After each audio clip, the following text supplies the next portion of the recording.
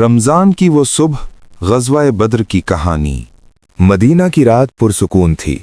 आसमान पर रमज़ान का चांद चमक रहा था। गलियों में खामोशी थी, मगर दिलों में एक अजब सी कैफियत थी। ये आम दिन नहीं था, ये रमज़ान का महीना था। सुबह से पहले 313 मोमिन खामोशी से तैयारी कर रहे थे।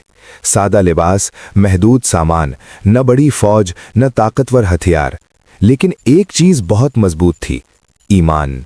रेगिस्तान की ठंडी हवा चल रही थी जब दूर से दुश्मन का लश्कर नजर आया। तादाद में तकरीबन 1000, सामान भी ज्यादा, घोड़े भी ज्यादा।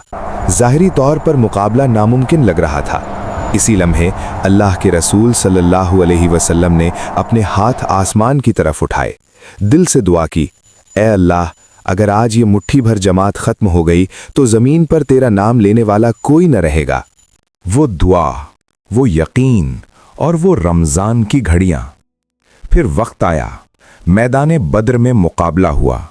लेकिन ये सिर्फ तलवारों की जंग नहीं थी, ये ईमान और बातिल का मुकाबला था। अल्लाह ताला ने मदद फरमाई। कुरान में इरशाद है, और यकीनन अल्लाह ने बद्र में तुम्हारी मदद की जबकि तुम कमज़ोर थे। सूरत आले इमरान 3 की आयत 123।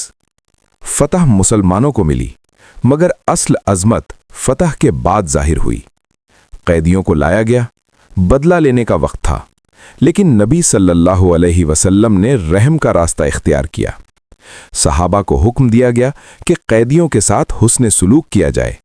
यहां तक कि बाज़ सहाबा खुद खजूर खा लेते और रोटी कैदियों को दे देते। कुछ कैदियों को इस शर्त पर आज़ाद किया गया कि वो मदीना के बच्चों को लिखना पढ़ना सिखाएं।